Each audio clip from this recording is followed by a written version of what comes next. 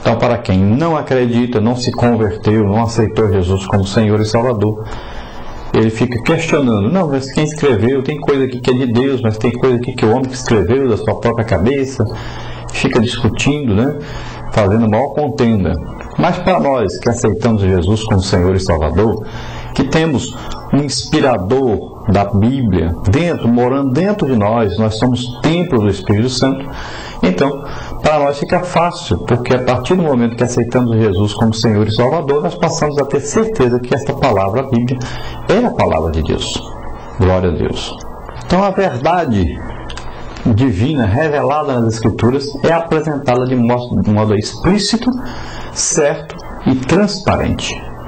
O ensino genuíno das Escrituras não tem discrepâncias doutrinárias e nós sabemos que é único em todo o mundo e adaptável a qualquer cultura, não importa aí o país, a língua, os costumes, em qualquer lugar. A Bíblia, ela se adapta ali naquele lugar, porque ela é a verdade, é a palavra de Deus, é o prumo, ela é a constituição de qualquer país, de qualquer nação, de qualquer raça, de qualquer etnia. Esta é a Constituição. Qualquer pessoa no mundo inteiro que aceitar Jesus como Senhor e Salvador, ele desejará se vestir como ensina a Bíblia, falar como ensina a Bíblia, se comportar como ensina a Bíblia. E se ele fizer isso em qualquer cultura, em qualquer país, ele será bem-aventurado.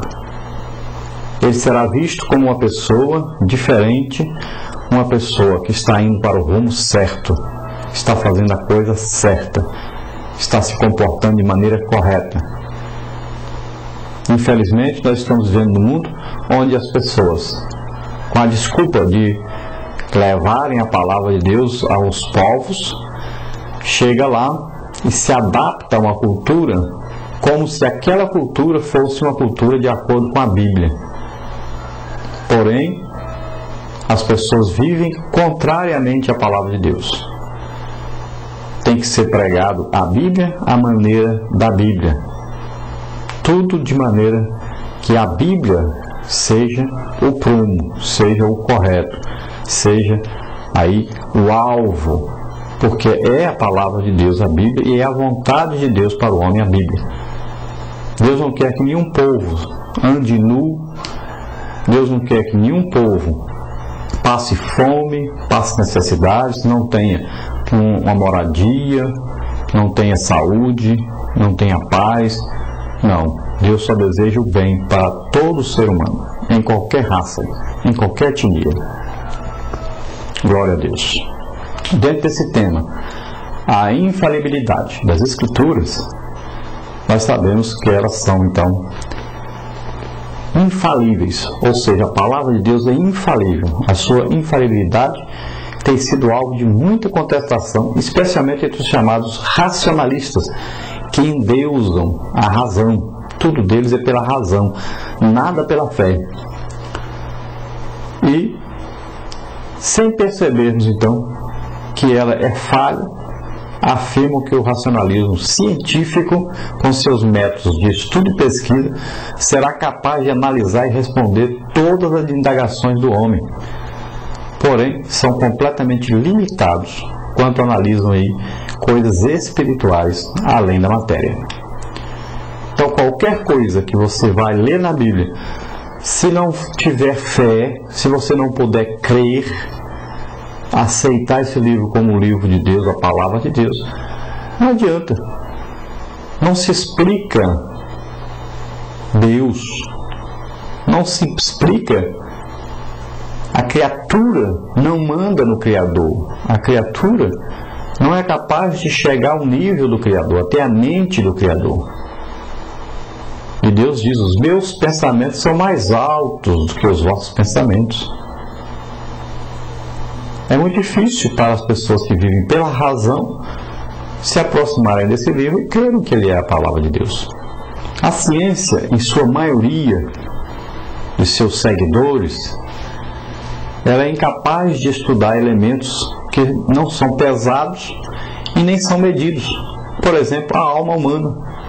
Portanto, o poder sobrenatural das Escrituras não pode ser analisado em laboratório, porque refere-se a algo milagroso e sobrenatural.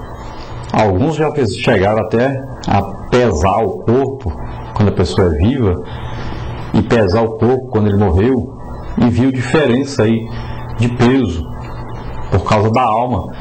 Quando a pessoa morre, a alma e o espírito saem do corpo. E eles chegaram à conclusão então de que o corpo ficou mais leve, né? Como se uma coisa espiritual tivesse um peso. Você vê até onde chega as pessoas que querem viver pela razão.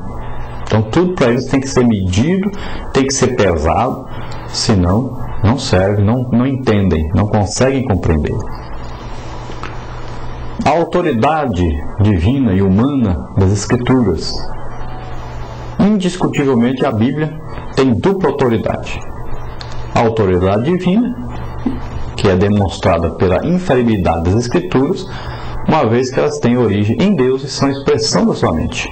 E a humana, que é reconhecida pelo fato de Deus ter escolhido pelo menos 40 homens, os quais receberam a sua palavra e a transmitiram de forma escrita.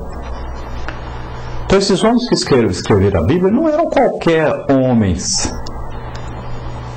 Não era hoje como um cientista, um filósofo, uma pessoa importante que vive cheio de vícios, de pecado. Pessoas que fazem aí teorias, falam sobre a Bíblia e tudo, mas não tem nenhuma vida de acordo com a Bíblia. Nem tem um padrão de vida para poder falar alguma coisa. Mas esses homens que escreveram a Bíblia eram pessoas irrepreensíveis. Eram pessoas que tinham comunhão com Deus. Não era qualquer pessoa. Eram pessoas que tinham sua vida entregue totalmente à obra do Senhor. Eles deram suas vidas, arriscaram suas vidas, porque tinham fé nesse Deus realmente. Não era qualquer pessoa, não era qualquer homem. Que as pessoas dizem, são homens que escreveram a Bíblia.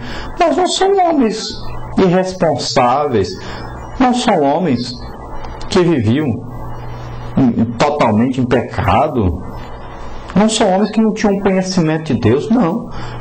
Eram homens que deram suas vidas na obra do Senhor, tinham compromisso com Deus. Eram homens que qualquer falha que cometiam, Deus vinha e trazia a eles a verdade e repreendia-os e fazia-os andar pelo caminho correto, o caminho de Deus, para que eles pudessem escrever de acordo com aquilo que Deus queria. Homens que viviam em comunhão com Deus. Devemos saber e crer que Deus não pode errar. A Bíblia é a palavra de Deus.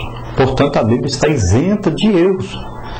Todo estudante de lógica sabe que essas três frases, de maneira como estão montadas, compõem aí um silogismo. Essa forma de raciocínio é totalmente válida como argumento comprobatório. Então Deus não pode errar, a Bíblia é a palavra de Deus, portanto a Bíblia está isenta de erros. Essas três frases juntas, do jeito que estão aí. As duas primeiras frases são chamadas de premissas e a última é a conclusão. E se as premissas são verdadeiras, a conclusão também será. Portanto, o silogismo aí assim é totalmente verdadeiro. Esse que nós falamos, essas três frases. Deus não pode errar, a Bíblia é a palavra de Deus, portanto a Bíblia está isenta de erros. Apesar disso, muitos críticos insistem em afirmar que a Bíblia está cheia de erros, mas o fato é que até agora ninguém conseguiu apontar e confirmar de fato um erro no texto original das Escrituras. Isso não quer dizer que não haja pontos de difícil compreensão na palavra de Deus. Não quer dizer que não haja dificuldades. Porém, erros não. Errar é ensinar alguém a sair fora do contexto geral da Bíblia. Se a Bíblia tivesse erro, poderia, nesse erro, levar o homem a se afastar de Deus. Mas em qualquer palavra que foi escrita às vezes com um problema gramatical, ou às vezes uma palavra ditada pelo copista, alguém ditou e ele entendeu um pouquinho diferente, escreveu. Isso não vai levar a pessoa a se desviar de Deus e do contexto geral da Bíblia, não. Então foram feitas cópias e mais cópias da Bíblia. Houve algum erro de digitação, de cópia, né? De copiação, na hora de escrever o que está sendo ditado.